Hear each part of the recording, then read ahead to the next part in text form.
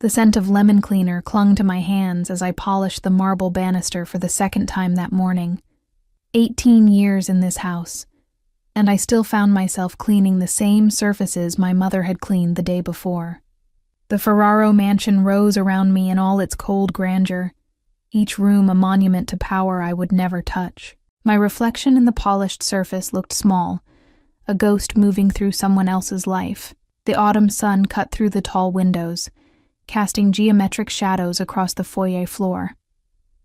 I traced the pattern with my eyes, while my hands moved automatically, the cloth making soft circles against stone. My back had started aching around dawn, that deep, persistent pull that came from too many hours, bent over someone else's mess. 22 years old, and my body already felt decades older. Footsteps echoed from the upper floor. My mother's quick, efficient stride, the sound I'd grown up following through these endless hallways. She appeared at the top of the stairs, her face tight with the expression that meant someone important had made a demand. "Maria, Don Salvatore wants the library prepared," she said, her voice carrying that careful neutrality we'd both perfected over the years. I nodded and set down my cloth. The library had been my favorite room since I was 4 years old, though I'd never admitted why. Books lined the walls floor to ceiling, leather spines in burgundy and forest green, gold lettering catching the light. I ran my fingers along the familiar shelves as I dusted, muscle memory guiding me to the lower left corner where a small blue book sat slightly out of alignment. The cover was worn smooth from handling, the title barely visible. A children's story about a kind giant who protected a village. I hadn't touched it in years, but I knew exactly which shelf held it, exactly how it felt under my fingers. The memory rose without permission. A teenage boy with dark, serious eyes, patience in his voice as he pointed to letters and waited for me to sound them out. The door opened behind me. Don Salvatore entered with that heavy, deliberate tread that made everyone in the house straighten their spines. Behind him came 2 men in dark suits, their faces unfamiliar. And then my mother, her hands clasped in front of her apron, her eyes finding mine with a warning I couldn't read. "The meeting is postponed," Don Salvatore said, his voice rough with age and cigarettes. "There's been an incident. My son has been shot." The room tilted slightly.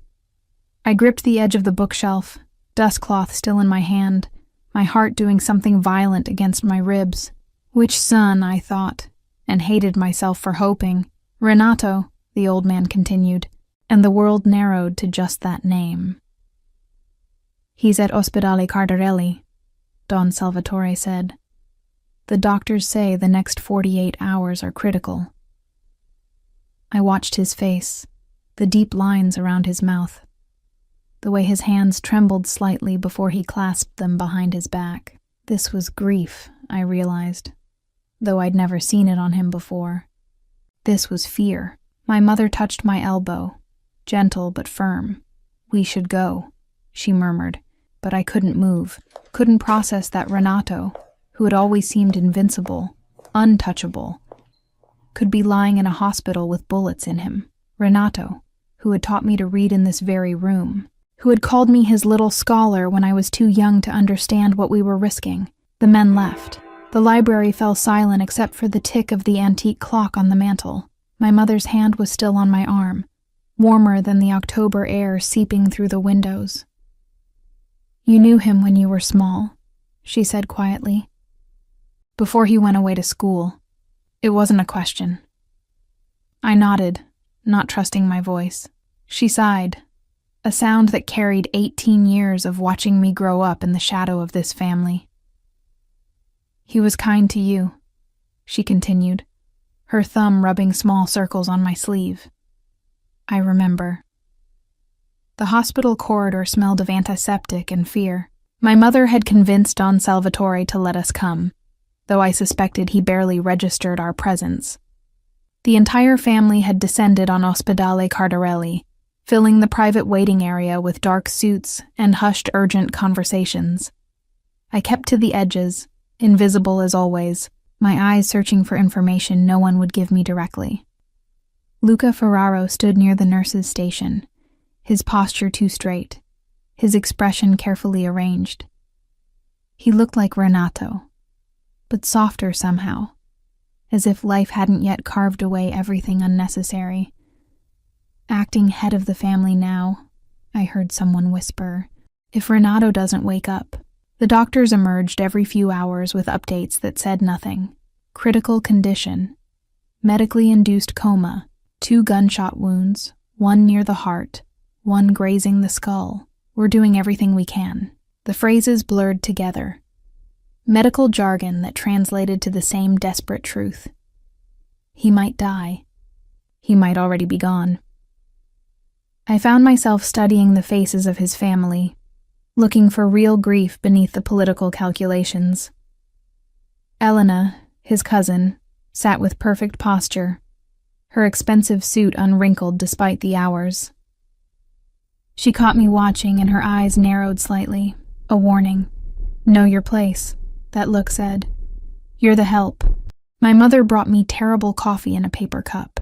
Drink, she insisted, and I obeyed because that's what we did. The coffee burned my tongue, but I barely felt it. Everything felt distant, wrapped in cotton. Unreal. Renato had been shot 6 hours ago during what was supposed to be a routine meeting. An ambush, people whispered. Someone inside gave up the location. The paranoia spread like smoke through the waiting room. Luca questioned his own security team in harsh whispers. Don Salvatore sat in rigid silence, his face carved from stone. And I stood against the wall with my cold coffee, trying to remember how to breathe normally. They moved him out of surgery around midnight. The next 72 hours would tell the story, Dr. Ricci explained, his voice professionally gentle. He's young and strong. That's in his favor. But the head trauma is significant. We won't know the extent of the damage until he wakes, if he wakes. The family was allowed brief visits, 1 at a time.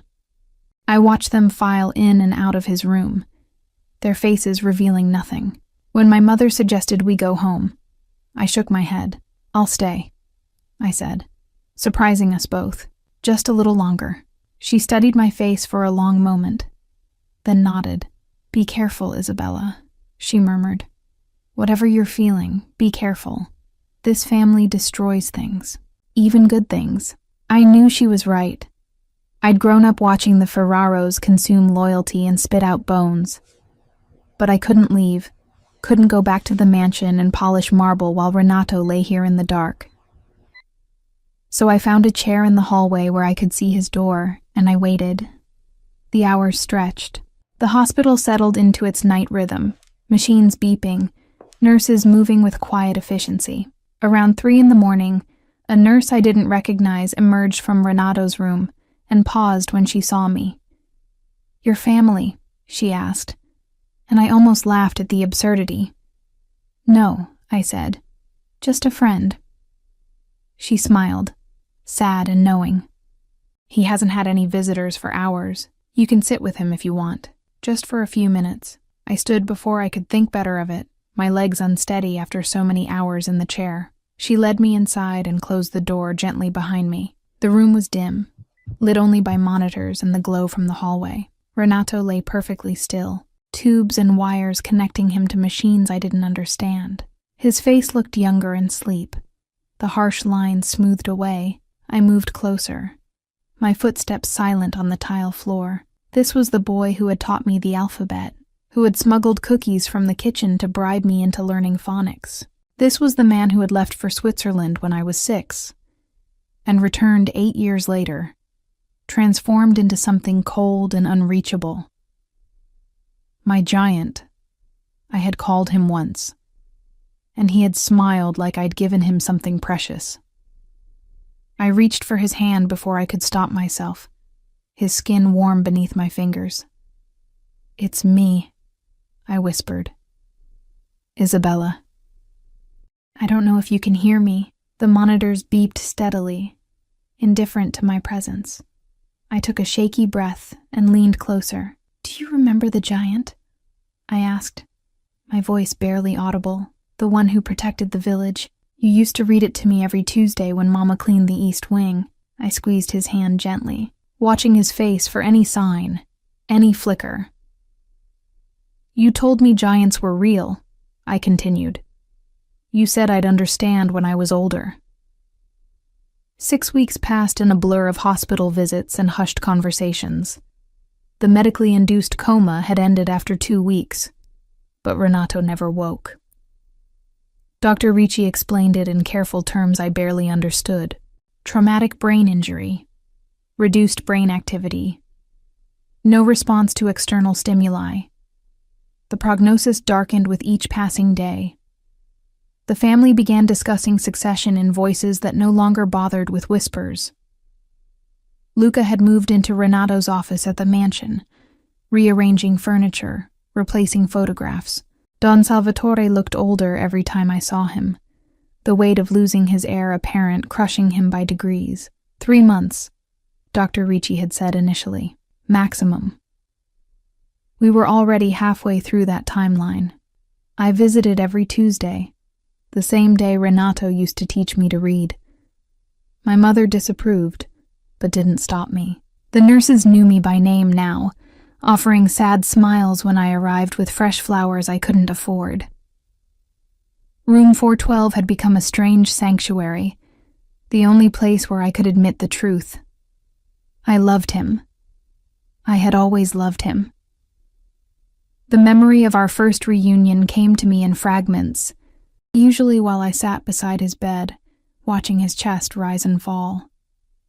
I had been 14, carrying fresh linens through the courtyard, when a car pulled up to the main entrance. A man stepped out, tall and dark-haired, wearing an expensive suit that caught the afternoon light. Our eyes met across 30 feet of manicured garden. Recognition hit like lightning. The boy who had taught me to read had become this. A stranger with familiar eyes and a hardness around his mouth that hadn't been there before. He stared at me for a long moment, something unreadable crossing his face. Then his father called his name, and the moment shattered.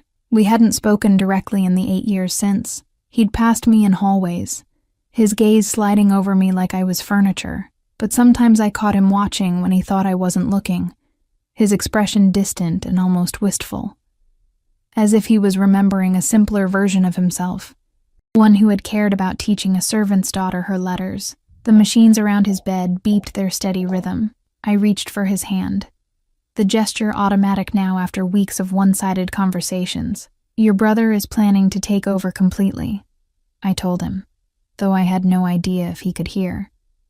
"Elena is trying to stop him, but she's losing ground.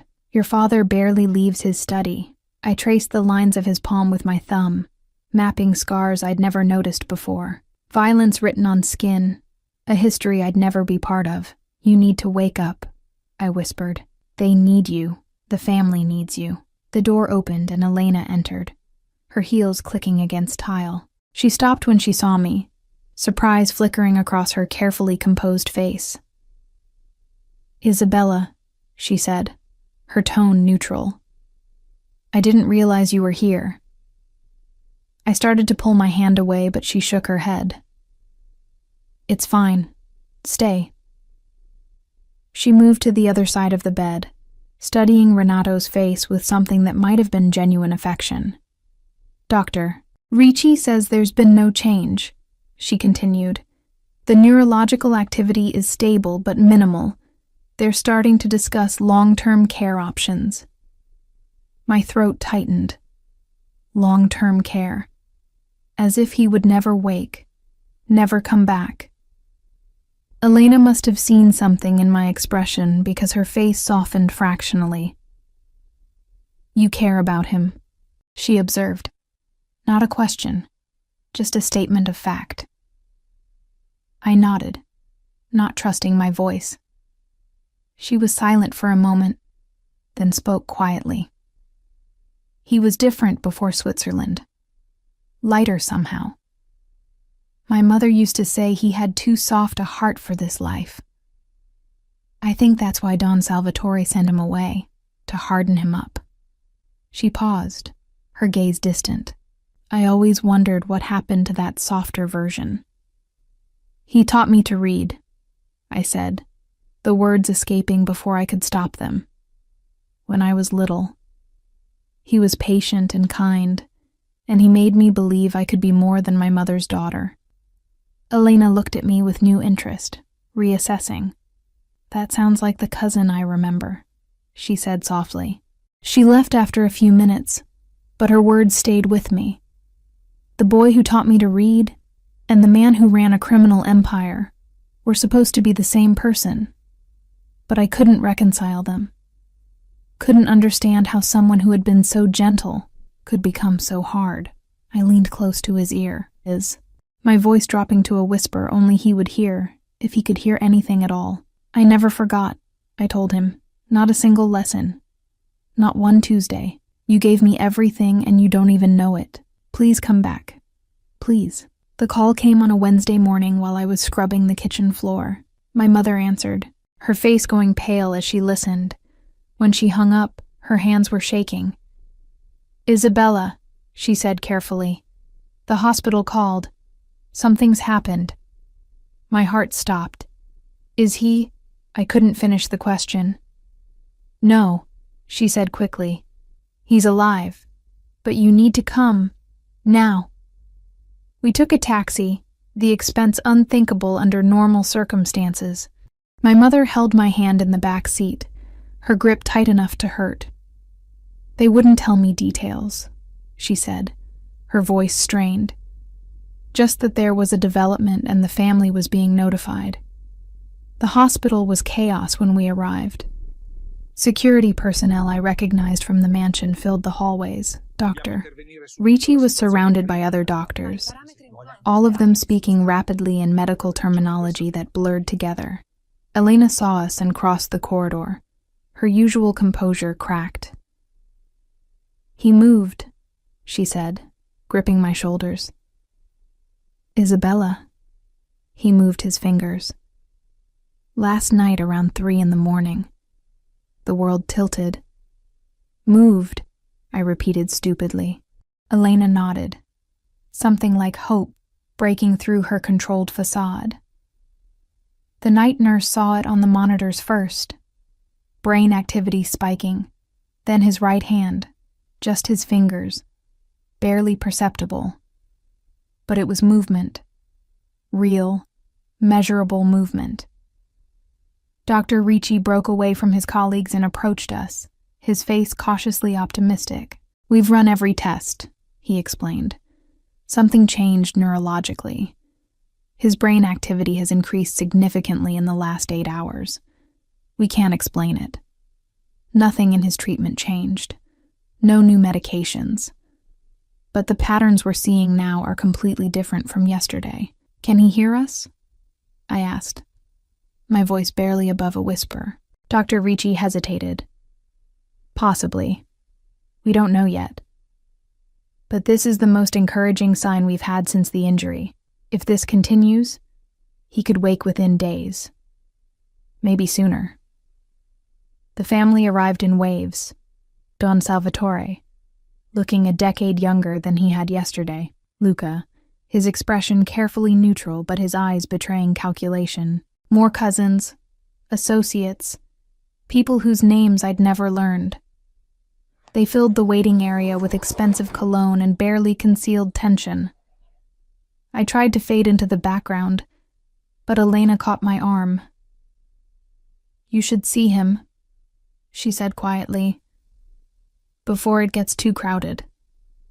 I shook my head, aware of my place, but she was already guiding me toward his room. 2 minutes, she insisted. I'll stand guard. The room felt different, charged with possibility where before there had been only stillness. Renato looked the same, eyes closed, machines beeping. But something had shifted. I moved to his bedside, my hand finding his automatically. The skin was warm, alive in a way that felt more real than it had in weeks. "It's Isabella," I whispered, leaning close. "They say you moved. They say you're coming back."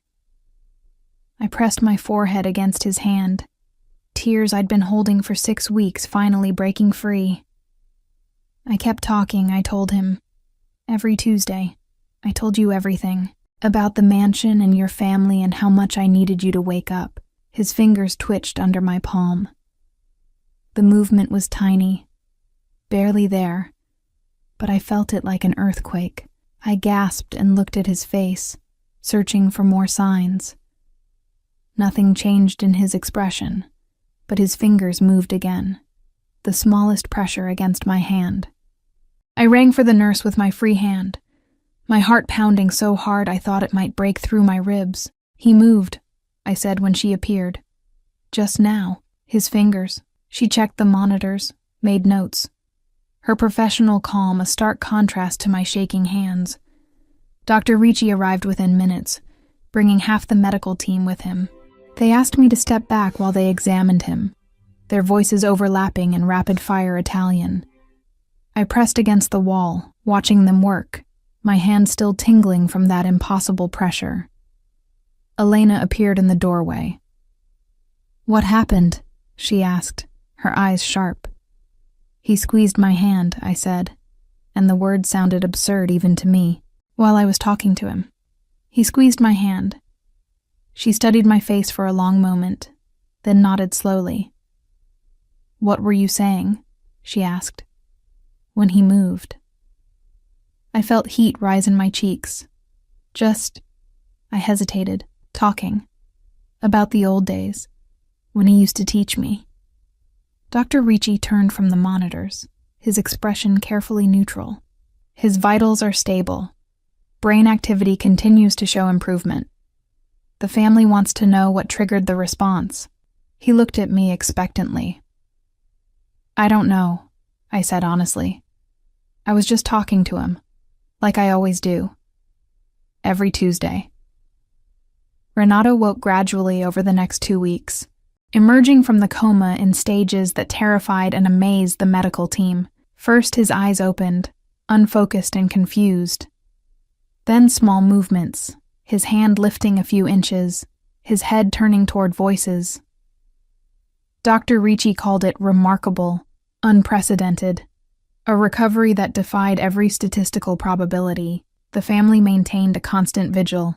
Don Salvatore rarely left the hospital, sleeping in a chair outside Renato's room. Luca visited daily, his expression unreadable as he watched his brother slowly return to consciousness. Elena coordinated everything, managing doctors and security, and the endless stream of family associates who came to pay respects. I stayed away during those first days, knowing my presence would raise questions I couldn't answer. But on the 3rd Tuesday after his fingers had moved, I returned with fresh flowers and a heart full of hope I didn't dare acknowledge. The nurses waved me through. Familiar with my routine by now, Renato was sitting up slightly when I entered, the first time I'd seen him in anything other than a flat position. His eyes were open, tracking slowly around the room. When he saw me, he went absolutely still. Our gazes locked, and I watched recognition dawn across his face, followed by something that looked like relief. "Isabella," he said, and his voice was rough from weeks of disuse but unmistakably his. My name in his mouth after all these years. I froze in the doorway, flowers forgotten in my hands. "You're awake," I managed, the words inadequate for what I was feeling. He tried to smile, but it came out more like a grimace. "Apparently," he said. "The doctors tell me you've been visiting. Every Tuesday." The emphasis on Tuesday told me he understood. He remembered what that day had meant to us once. I moved closer, setting the flowers on the bedside table with shaking hands. "I didn't think anyone would mind," I said carefully. "Your family has been very kind." He made a sound that might have been a laugh. "My family is never kind without reason. Why did you come, Isabella? Really?" The question hung between us, weighted with 18 years of history. "Because I needed to know you were alive," I said finally. "Because you were the first person who ever made me feel like I mattered." Because I never stopped being that little girl who thought you were a giant. His expression cracked, something raw and vulnerable breaking through. I thought about you, he said quietly. In Switzerland, in every godforsaken place my father sent me. I thought about a little girl with serious eyes who learned to read like her life depended on it. We were interrupted by Dr. Ricci and his team, come to run more tests. I stepped back, ready to leave, but Renato's hand shot out and caught my wrist. Stay, he said, his grip surprisingly strong. Please. I nodded and retreated to the corner while they worked, my wrist burning where his fingers had been.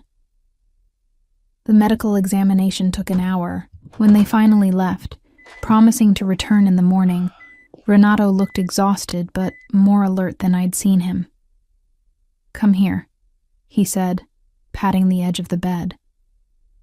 I hesitated, aware of every boundary we were crossing, then sat carefully on the very edge. They won't tell me what happened, he said. The shooting, who was responsible? I suspect my brother knows more than he's saying. His voice was bitter, edged with a hardness I recognized from the man he'd become. Do you know anything? Only rumors? I admitted. People say it was someone inside, that the meeting location was leaked. He nodded, unsurprised. Luca wants my position, he said flatly. Has wanted it for years. I won't let him have it, even if I have to claw my way back from the dead. The coldness in his voice sent a chill through me. This was the Mafia boss, the ruthless head of the Ferraro family, not the boy who had taught me to read. You should rest, I said quietly, starting to stand. He caught my hand again, gentler this time. Don't go, he said, and there was something desperate in his eyes. Everyone who comes here wants something. Power or position or proof I'm still useful. You're the only person who just... He paused, searching for words. You're the only one who sees me. I don't know what I see, I admitted. The boy I remember and the man you are now seem like different people. He was quiet for a long moment, his thumb tracing circles on the back of my hand. Maybe they are, he said finally. Maybe that boy died in Switzerland. But when I heard your voice in the dark, when you talked about the giant, I remembered what it felt like to be him, just for a moment. Renato's recovery accelerated after that conversation. Within a week, he was walking short distances, his strength returning faster than anyone predicted. Dr. Ricci was astounded, calling it a medical miracle. The family was relieved but cautious, watching to see if Renato would truly be able to resume control. Luca visited less frequently as Renato improved, his ambitions thwarted by his brother's impossible return. Don Salvatore wept when Renato walked unaided for the first time, the old man's iron composure finally breaking. And I continued my Tuesday visits, sitting with Renato for hours while he talked about everything and nothing. He asked me about my life, really asked, in a way no one from his world ever had. I told him about helping my mother, about the books I borrowed from the library when no one was looking, about the dreams I'd never dared speak aloud. He listened like every word mattered, his dark eyes never leaving my face. On a cold November morning, 3 months after the shooting, Dr. Ricci declared Renato fit for discharge. The family planned a celebration, a show of strength to announce that the Ferraro Empire was intact. But Renato called a family meeting first, requesting everyone gather in the hospital conference room. I wasn't supposed to be there, but Elena pulled me aside and insisted I come. You should hear this, she said cryptically. Whatever he's planning, it involves you. I tried to argue, but she was already guiding me into the room, positioning me near the back where I could slip away if needed. The family filed in, confusion evident on their faces.